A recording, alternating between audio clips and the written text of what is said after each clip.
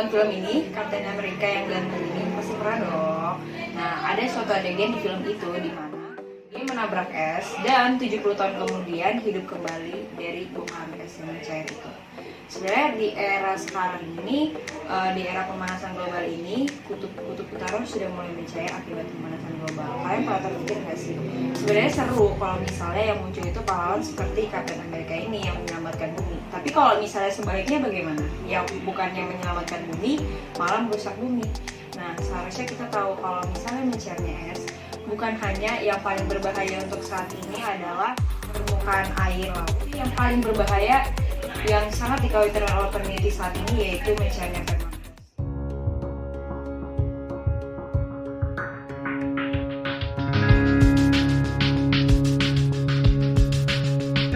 Permafrost itu apa sih? Permafrost adalah lapisan tanah yang telah lama membeku dengan suhu tetap di bawah 0 derajat. Kebanyakan dari permafrost ini telah membeku sejak zaman es. Ada banyak penelitian yang menemukan bahwa di dalam permafrost ini terdapat banyak mikrobakteria dan juga virus yang telah lama berada di dalam, termasuk juga virus-virus kuno yang telah sekian lamanya membeku di dalam permafrost ini.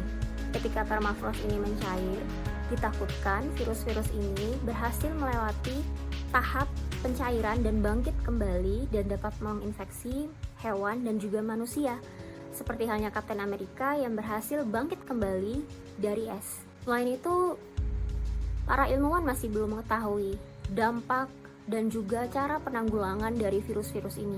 Karena ada banyak dari virus-virus ini yang sudah lama tidak diketahui dan sudah lama tidak menginfeksi manusia. Saja ditakutkan ketika virus ini menginfeksi manusia akan banyak korban berjatuhan, seperti yang kita lihat pada pandemi SARS-CoV-19 ini. Selain virus, di dalam permafrost juga terkandung banyak gas karbon, di mana ketika permafrost ini mencair, tentu saja gas karbon ini akan dilepaskan ke udara dan dapat memperparah keadaan yang sudah ada sekarang ini, memperparah keadaan efek gas rumah kaca. Para ilmuwan memperkirakan di dalam permafrost terdapat sekitar 1.400 gigaton karbon, yang mana jika dilepaskan ke udara, jumlahnya akan jauh lebih besar daripada gas karbon yang sudah diproduksi manusia sejak revolusi industri. Wah, kebayangkan betapa banyaknya dan betapa berbahayanya ini bagi bumi kita dan kelangsungan hidup kita juga sebagai manusia di bumi ini.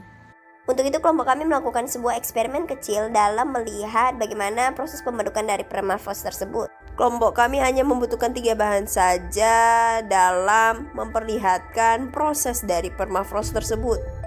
Air yang nantinya akan dibukukan ini sebelumnya akan ditaruh serbuk teh, yang dimana serbuk teh ini menjadi sebuah gambaran akan virus kuno yang nantinya akan memadat bersama-sama dengan air yang nantinya akan menjadi es tersebut.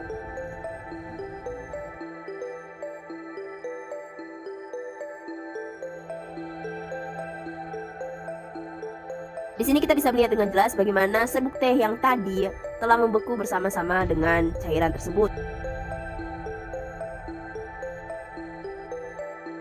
Nah, kita udah tahu kan apa yang namanya permafrost ini? Dan pastinya akan timbul banyak pertanyaan mengenai faktor yang mempengaruhi sebuah lapisan es yang berumur jutaan tahun dan selalu berada di bawah 0 derajat Celcius ini perlahan-lahan mulai mencair.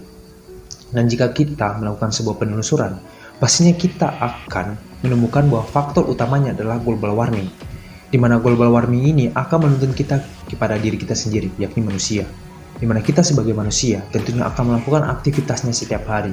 Sebagai contoh, dalam bidang industri dan peternakan tentunya akan melakukan yang namanya produksi dan distribusi. Di kedua hal ini memerlukan energi yang banyak, dan jika memerlukan energi yang banyak, pada akhirnya akan mengeluarkan sesuatu yang banyak juga, atau sesuatu yang besar juga.